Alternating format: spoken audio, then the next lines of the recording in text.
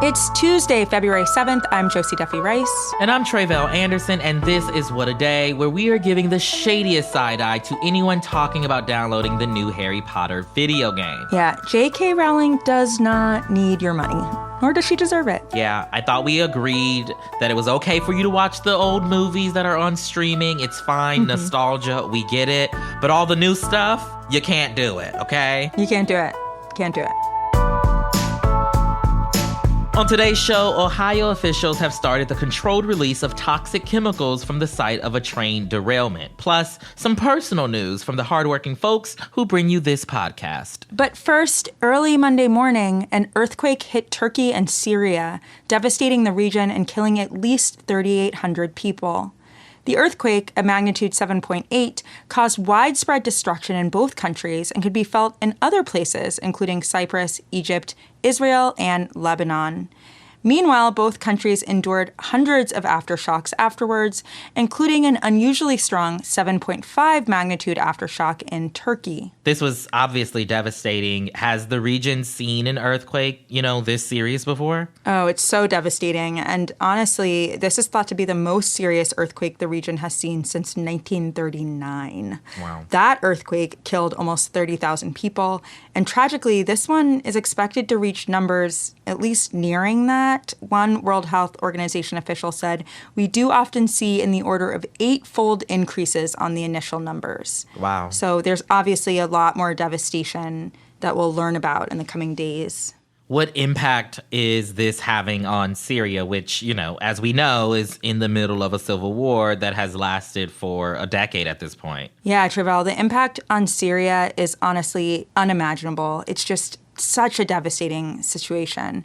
Over the years, millions of people in the country fled north, which is kind of the only region that is not under the government's control. Much of that area is controlled by, quote, Turkish-based opposition groups, and about 4.6 million people live there. And according to the New York Times, those people have been, quote, sheltered in tents, ancient ruins, and any other place they could find after their former homes were destroyed. That was all in the Civil War. And it wasn't just a lack of housing. The country's economic collapse meant people were starving, mostly unable to get food. Then this winter, a fuel crisis meant that they didn't have heat. Reports said that people were burning trash in pistachio shells for warmth, that people only had about an hour of electricity a day. And what's more, without infrastructure and sufficient clean water, thousands of people have gotten sick with cholera. And as you can imagine, so many hospitals have been ruined over the past few years that people can't get the treatment they need, right? This is all before the earthquake. Mm-hmm. And then the earthquake happens, and it makes this truly unimaginable situation even worse. The New York Times notes that in Syria on Monday, quote, apartment blocks, shops, even entire neighborhoods were wiped out in seconds. Now, 1,200 people in Syria are dead, and that number is sure to increase. And in Aleppo on Monday, it was too dangerous to stay in buildings. So people were living in their cars and parked in open spaces like soccer fields. Wow. I wonder, how has the international community responded to help or aid Syria and Turkey? Yeah, there's been a response from many countries. Countries like Dubai, Qatar, the UAE, and Iran have pledged money, resources, search and rescue teams, etc. France, Germany, Israel, and other European countries have also pledged help, although in some of those places we're not sure what that will look like. We'll find out in the coming days. Meanwhile, President Biden has pledged help from the U.S., saying, quote, our teams are deploying quickly to begin to support Turkish search and rescue efforts and address the needs of those injured and displaced by the earthquake. According to Politico, U.S. aid will also send search and rescue teams from fire departments in Los Angeles County and Fairfax County, Virginia. And we will link to some resources in case any of you all out there want to help in our show notes, so check that out.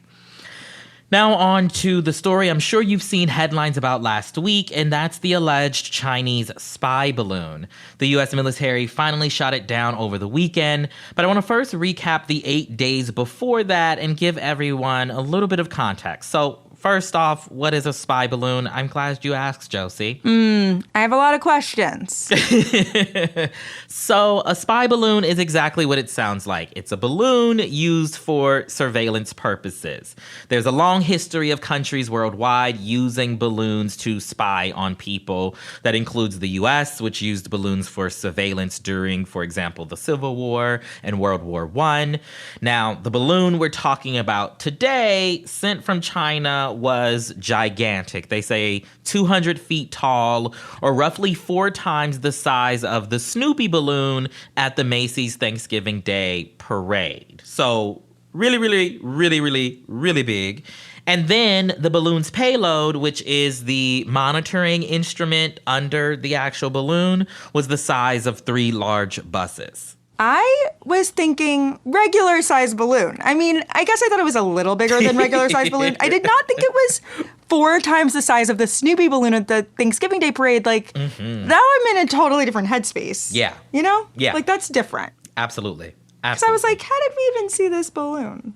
But now I get it. Okay, so how long was the balloon floating around our country? Yeah, so this balloon first entered American airspace on January 28th. It was flying around Alaska initially before dipping into Canada a couple days later. U.S. government officials didn't publicly acknowledge the balloon, though, until January 31st, so 3 days after it was first seen. Now, when it floated back into the U.S., it showed up in Idaho, and that's when we started seeing headlines and officials started discussing what to do. It was ultimately decided that they wouldn't shoot it down at that time because they couldn't mitigate potential risk to people on the ground. You know, obviously, when you shoot something down, debris and whatnot falls, and, you know, they wanted to protect the citizens and whatnot. Right. Now, when the balloon made its way to Montana near Malmstrom Air Force Base, where several nuclear missile silos are housed, that's when Biden reportedly first authorized shooting it down, quote, as soon as the mission could be accomplished without undue risk to American lives under the balloon's path. Okay? A couple days go by. We're now at last Friday. After the balloon had moved to Kansas and Missouri, we finally hear from China's foreign ministry, and they said in a statement that the quote-unquote airship was a civilian weather balloon that had strayed from its intended course by mistake. Okay, so first of all, I'm thinking of Balloon Boy. I know that's not super relevant right now, but it does feel somewhat related. Sure. But I just feel like this balloon has seen all of America. Well, it definitely, went on a little tour of sorts. But, China was basically saying that, this is a balloon that we use for, monitoring the weather. It went off course. It's not a spy balloon. But amid all of this, Secretary of State Antony Blinken postponed a planned trip to China, saying the balloon, which we believe to be a spy balloon, had quote-unquote undermined the purpose of the trip. And then on Saturday, as I mentioned, the U.S. military shot down the balloon as it hovered over the Atlantic Ocean off of the coast of South Carolina. It had been flying 60 to 65,000 feet high. And so some flights in parts of North Carolina and South Carolina were grounded shortly before the shooting took place. This whole thing is wild. So there are reports that this is not the only balloon. There were, and maybe are, other balloons. Is this correct? Yeah, so the Pentagon says that they've seen reports of at least one other balloon recently. This one was over Latin America last week, which they also suspect is a Chinese spy balloon. But we're also finding out in this moment that there have been Chinese balloons floating in the U.S. airspace before, as recently as under the Trump administration a couple years ago. And obviously, former senior officials for the Trump administration have come out and said this is not true, that it's a fabricated lie by the White House. Okay, you said that China has said that the balloon was a civilian aircraft, which I'm imagining building this balloon as a civilian and feels like something I could not do. But what has their response been to the balloon getting shot down? What's going on over there? Yeah, so like I said, it was shot down on Saturday. The Chinese Foreign Ministry declared its, quote, strong discontent and protest at the decision. And they said in a statement, quote, China will resolutely defend the legitimate rights and interests of the enterprise involved and retains the right to respond further. Which, not really a great response, because it's very imprecise. which I don't like. But, all of this is prompting even more questions about Chinese President Xi Jinping's leadership, especially after he upended norms last year by securing a third term, and since has received a lot of local blowback for his quote-unquote zero COVID measures and a partnership he agreed to with Russia mere weeks before Russia invaded Ukraine. Now, China and the U.S. have been seeking to improve their ties with each other, hence Blinken's now postponed trip. And analysts do say that the repairing of that relationship is likely on track, despite, what's going on with this balloon situation. So, a lot of information there. I know we will definitely be keeping an eye on this story and on any other, foreign objects in the sky that may or may not be spies. If we get in a war over a balloon, will that be the dumbest reason in history to start a war? Probably not. Probably not. It might not even be top 5. It might not be. It will be the dumbest one of my lifetime, maybe? I don't know. Who knows? But in the meantime, let's get to some headlines. Headlines. Officials yesterday started the controlled release of toxic chemicals from the site of a freight train derailment near the town of East Palestine, Ohio. Investigators say the train jumped the tracks Friday night as it was coming across the state line from Pennsylvania. No one was hurt, but 5 of its cars contained vinyl chloride, an extremely toxic and flammable chemical that could trigger a massive explosion. The governors of Pennsylvania and Ohio issued evacuation orders for everyone living within the immediate area of the derailment and warned that anyone staying behind could face serious injury or death. It's not clear when residents can safely return to their homes, though local schools will be closed for at least the rest of the week. The Justice Department will begin an investigation into the Memphis Police Department following the fatal beating of Tyree Nichols. The city requested the review specifically to evaluate the department's use of force policies, as well as the effectiveness of its special crime units. The Memphis PD has already disbanded the so-called Scorpion unit that 5 of the officers involved in Nichols' beating were a part of. The department on Friday also announced it fired a 6th officer who was at the scene of the initial traffic stop. The DOJ has already opened a civil rights investigation into why Nichols was pulled over in the first place. Tonight's the night for America's annual Define the Relationship talk, otherwise known as the State of the Union.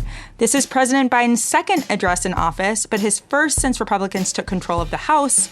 Biden is expected to tout his achievements from the past 2 years, talk about the economy, the Chinese balloon controversy, and national police reform. Tyree Nichols' family will be in attendance. Meanwhile, the president's speech comes amid ongoing tensions with the GOP over raising the debt ceiling. House Speaker Kevin McCarthy reiterated that his party will only agree to raising the debt ceiling in exchange for yet-to-be-defined federal spending cuts. You'll see the speaker peering over the president's left shoulder tonight at 9 p.m. Eastern. And following the main event, Arkansas Governor and former press secretary to Trump, Sarah Huckabee Sanders, will deliver what is sure to be a riveting and totally sane Republican response. I thought we left Sarah Huckabee Sanders behind. I thought the same, but apparently the Republicans did not get the memo, unfortunately. On this show, we normally tell you about the news of the week, but today we are the news. Woo. A group of creative staffers at Crooked Media, the company behind the podcast you're listening to right now, overwhelmingly voted to form a union with the Writers Guild of America East. The bargaining unit includes 55 employees across several departments, including designers, audio engineers, and the producers that make all of your favorite podcasts possible. They're organizing for pay transparency, hiring and retaining diverse staff, and more. Crooked Media announced yesterday that the company has started the process of recognizing the union and is in contact with the Writers Guild to talk about next steps. The AI chatbot field is about to go from iRobot to We Robot. Google announced yesterday that it will be launching its own service to rival the infamous ChatGPT. The technology is called Bard, and the tech giant says that it'll be able to break down complex information and make it easier for people, especially kids, to understand, like how to play the piano or how to prepare for AI to infiltrate my entire life. Oh boy. Google said it plans to test the bot's features out with employees and focus groups before making it more publicly available in the coming weeks. No, thank you. We don't need this. I don't need it. Abort mission, Google. I don't need Please it. and thank you. AMC Theaters announced they will soon price movie tickets based on where you sit in the theater, with less desirable seats offered at a discount and the best seats offered at a premium. If only Nicole Kidman could have prepared us for this. The new pricing model, which they're calling Sightline at AMC, will begin at select theaters in their Chicago, New York, and Kansas City markets as soon as Friday, with the theater chain citing concerts and sporting events as inspiration for the change. All I can say is, from our Sightline, it's giving Spirit Airlines, and we don't like it. No, I do not like it. They're already so expensive. They are so expensive. You're already paying, $30 for a ticket? And now, if you're like me and you like to sit at the back of the theater, right? Which is probably considered some of the better seats, now you got to pay more, which, that means no popcorn. No popcorn. No frozen Coke. Nothing. We have already accepted that we are paying absurd amounts of money to go to the movies. Don't push it, AMC. Yeah, cut it out. And those are the headlines. We will be back after some ads to talk about our feelings about the Grammys.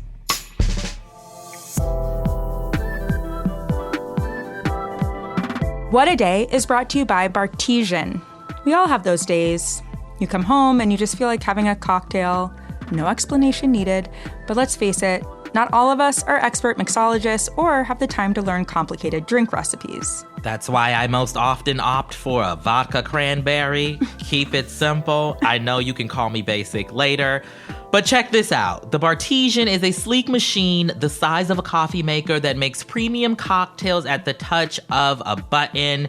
There's a new machine at Crooked headquarters. I'm excited to test it out and see, what they're giving us. Oh my gosh, I need to get to LA. Yes. I gotta get to LA for this. It's super easy to use. You just fill it with the spirit you want, pop in the Bartesian capsule of the cocktail you want, and hit the mix button. That's it. Super simple. The Bartesian is great for parties because everyone can get a cocktail of their choice at the strength that they want it in just seconds with practically no cleanup. And you can even customize how strong you want your drink, from mocktail to strong, if you know what I mean. Strong. Mm-hmm. And now, for a limited time, you'll get free cocktails and free shipping with your new Bartesian. Just text WAD to 64000.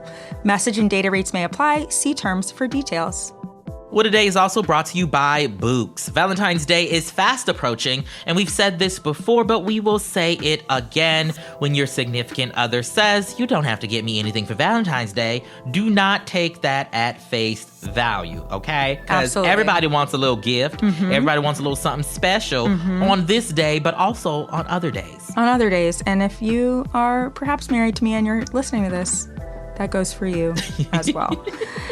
Instead, surprise them with farm fresh flowers from Books. That's short for bouquets.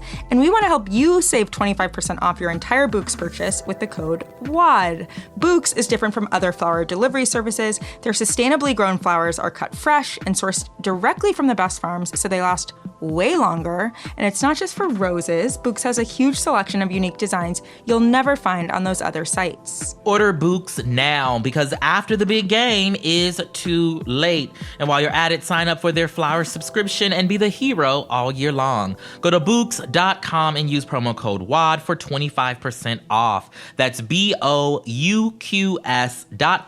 promo code WAD. Books, promo code WAD. This episode of What a Day is brought to you by The Bed by Thuma. Now get a $25 credit towards your purchase of the bed plus free shipping in the continental US when you go to thuma.co/day. Now, I have said this a couple of times on the show, but I do think it's really important to note that I'm not like the kind of person where people see my house and they're like, oh, you're so fancy and classy, you have it so together. They're normally like, are you okay? Because it looks crazy in here. However, when I got the Thuma bed and I had people visit, they were like, this is so beautiful. This is the most beautiful bed. Where did you get it? And it was like my first time feeling like an influencer, and I loved it. 10 out of 10 would recommend. And that's because the bed by Thuma is handcrafted from eco-friendly, high-quality, upcycled wood. Each piece of this uniquely modern, minimalist bed frame locks into place so you don't have to worry about breaking out any tools or other hardware to put it together. It's super simple. The bed is also backed by a lifetime warranty and ships right to your door in 3 easy-to-maneuver boxes. If you're looking for other ways to elevate your space, Thuma offers other bedroom essentials, including their mattress, side table, and nightstand editions. Create that feeling of checking into your favorite boutique hotel suite, but at home with The Bed by Thuma. And now go to thuma.co/day to receive a $25 credit towards your purchase of The Bed, plus free shipping in the continental U.S. Go to thuma.co/day. That's THUMA.co/day for a $25 credit. It's Tuesday, Wad Squad, and for today's Temp Check, we're talking about the Grammys. In case you missed the ceremony because LA traffic also trapped you in Beyoncé's Uber XL, we'll catch you up on some of the highlights. Sam Smith and Kim Petras became the first openly non-binary and transgender singers, respectively, to receive honors. Viola Davis got her EGOT, and after winning 4 trophies, Beyoncé became the winningest artist in Grammy history. Although there's more to that story. So, Travell, what stood out to you across the nearly 4-hour ceremony? Yes, the more to that story about Beyonce is what stood out to me. I saw you nodding. They made this whole big deal about her, being about to break the record and then breaking the record, only for us to get to the last award of the night, Album of the Year, which is why we all showed up, because she deserves. And they gave it to that little boy, for his little album, Harry Styles, right? And I just would like to say, the Recording Academy, we are protesting you all at dawn tomorrow. And every day. Stay tuned, because you played in our face and we don't like it. Right. What about for you, Josie? What stuck out to you? I loved it until the end. Nothing against Harry Styles. I'm sure he's wonderful. Love his outfits, love his concerts. Sure. But his album did not change the game like Renaissance did. It did not. And Beyonce's been in the game for 30 years now. Let's give her Album of the Year. She's never gotten Album of the Year. I think it's been since 1999 that any Black woman has gotten Album of the Year. And I've been listening to music since 1999. And I just want to say, we've done some good work. We've really done some good work since 1999. Absolutely. It feels ridiculous. Like, Beyonce has obviously had Album of the Year, 6 times since then? At least. I'll never forgive them for Lemonade. At least. It doesn't make sense, and we're very upset about it. But you know what? As I'm sure some activist that is listening to us is yelling out, we should not be expecting these institutions to recognize the greatness of, our art, and the art can be great with or without a Grammy, and yet still. That is true. She deserves, for the record. And I do want to say, there were some great moments. I liked Bonnie Raitt winning. I loved Lizzo's speech. Quavo and Takeoff. Yes. I loved Big Boy doing AT-Aliens. Lots of good moments. The hip-hop tribute was great, It was actually. great. It was really a number good. of people were left out, but totally fine. Yes. We'll accept it as is. Yes. We'll take what we can get. And I love the intros from, the old bosses and the old teachers and doing the intros of the performers. That was great. I love me some Casey Musgraves. I mean, I had some great moments, but the end was a bummer. It was a great show. It was a great show. It was a great show. So I don't know why they had to end it like that. No offense, Harry. All offense. It's fine. He'll be all right. He's okay. He already got the Grammy. He'll be fine. Right. Harry, if you're listening, call me. Just kidding. Don't call me. But yeah, that part was disappointing. But the show in general, I think it was better than most award shows. So there's that. Yes. Just like that, we've checked our temps.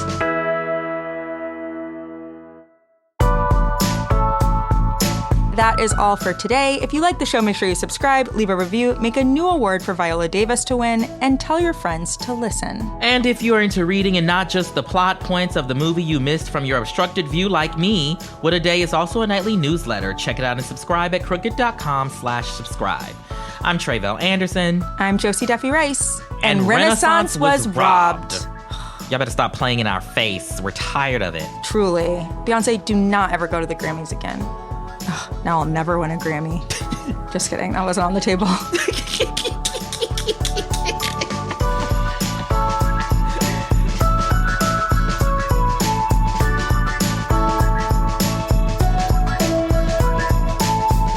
What a Day is a production of Crooked Media. It's recorded and mixed by Bill Lance. Jazzy Marine and Raven Yamamoto are our associate producers. Our head writer is Jossie Kaufman, and our executive producer is Lita Martinez. Our theme music is by Colin Gilliard and Kashaka.